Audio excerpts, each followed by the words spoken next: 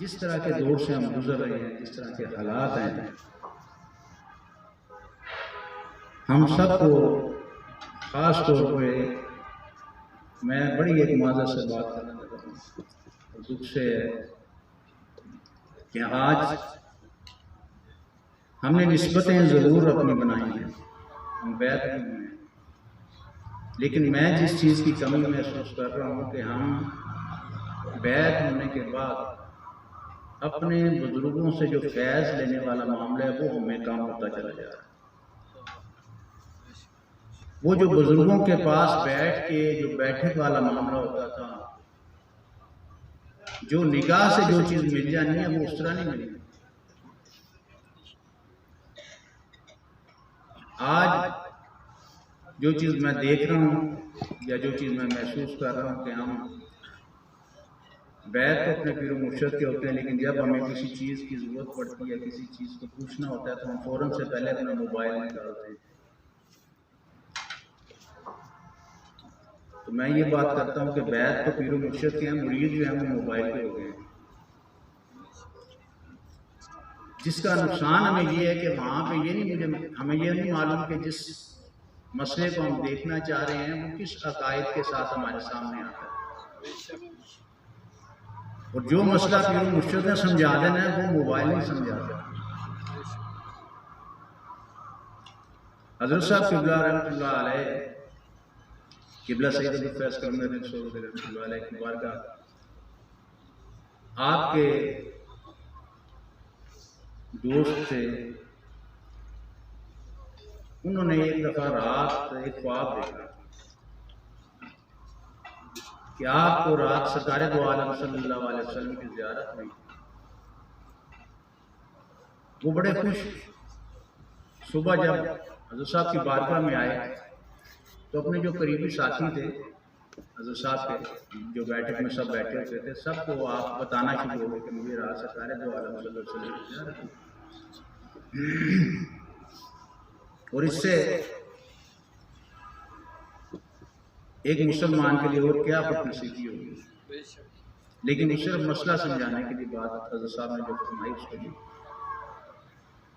जब आपने वो दोस्तों में चैन गोई होनी शुरू हो गई कि यहाँ ये, तो हज़रत साहब क़िबला रहमतुल्लाह अलैह मुतवज्जो हुए और आपने फरमाया उनको कि ज़्यादा खुश होने की ज़रूरत नहीं, आपको सरकार दो आलम सल्लल्लाहु अलैहि वसल्लम ने क्या फरमाया, और साथ आपने फरमाया कि आपको जो तंबी हुई है मुझे ये बताएं कितने दिन हो गए हैं आपने तहज्जुद नहीं पढ़ी।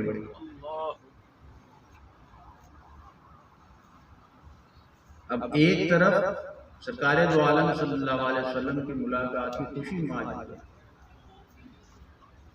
जहाँ तक हमारी सोच जा रही है वो वहाँ तक क्यों, लेकिन पीर मुर्शिद जहाँ तक देख रहे हैं कि जो वो सरकार दो आलम सल्लल्लाहु अलैहि वसल्लम की तरफ से बात आई, उसमें ये बात थी कि आपने ये फरमाया था कि रोज़ाना सूरह मुज़म्मिल पढ़ा था।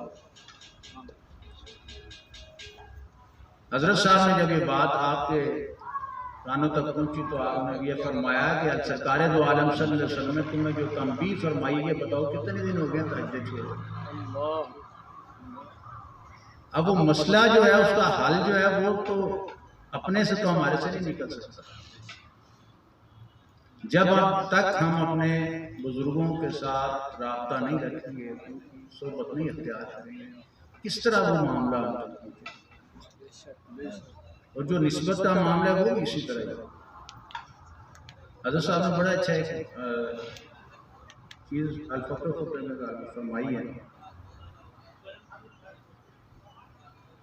ज़हन में से बात निकल रही है, बराबर उसका निस्बत के हवाले से खुलासा उसका मेरे ज़हन में थोड़ा सा है। आपने उसमें एक कीड़े का जिक्र किया है, नाम मेरे ज़हन में नहीं है, तो आपने उसकी निस्बत से फरमाया कि जब वो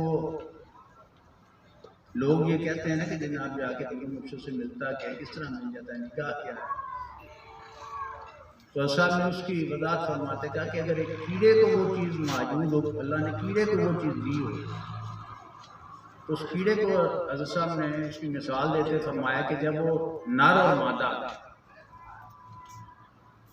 आगे से अपनी नस्ल को बढ़ाने लगते हैं तो उनमें कोई जिस्मानी ताल्लुक नहीं होता। आप फरमाते कि मादा और नर ऐसे आमने सामने आके खड़े हो जाते हैं और जो नर है वो मादा की निगाह में देखता रहता है और उसके देखने से ही जो है उसका मामला हो जाता है। तो हसन ने फरमाया कि अगर एक कीड़े को ये ताकत रब ने फरमाई है तो क्या पीर के पास तो रब ने ताकत नहीं दी? सुभान अल्लाह।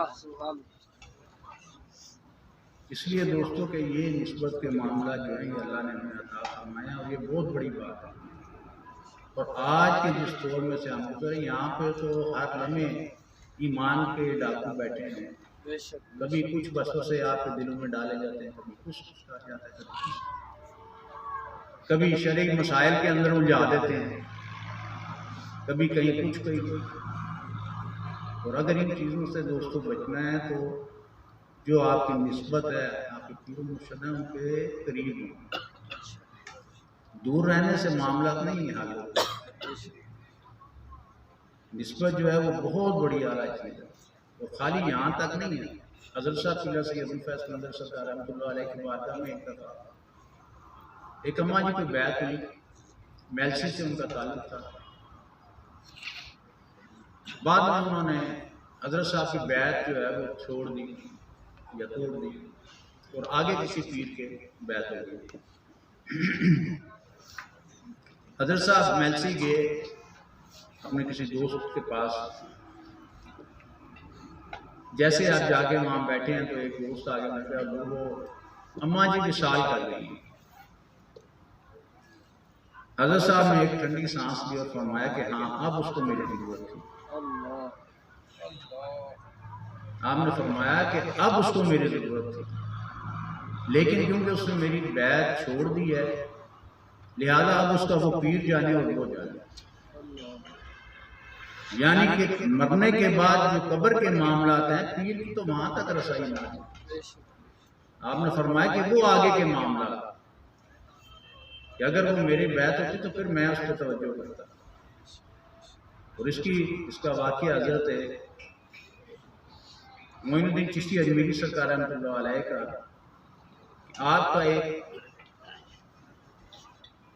रूटीन थी कि जब आप कोई मुरीद या पीर भाई फौत हो जाता तो आप खुद उसका जनाजा पढ़ाते और देर तक उसकी कब्र के पास बैठे रहते और पढ़ते रहते। ये निस्बत की आगे बात है।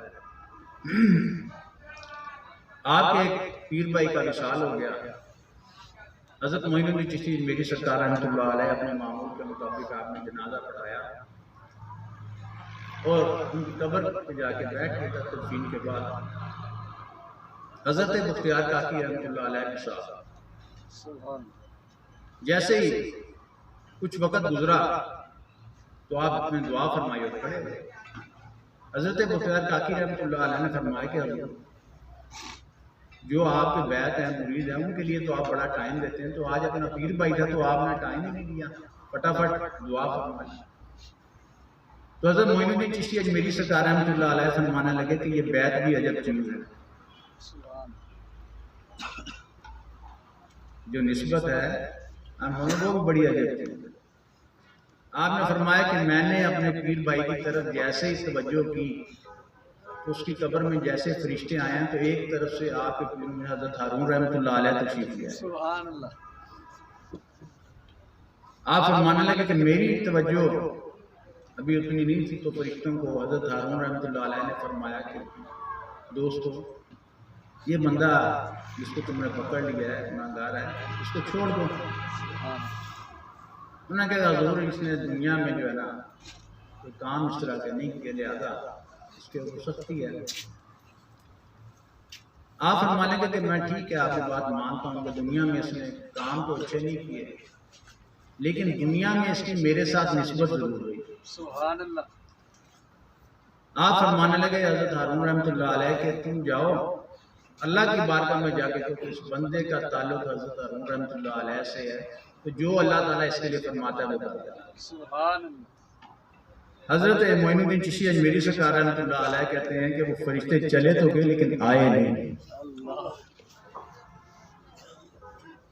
कि ये दोस्तों को निस्बत है कि जो हमें दुनिया में तो जो फ़ायदा देगी आखिर में कब्र की खास तौर पर जो ज़िंदगी है वो जो है वो बड़ी सख्त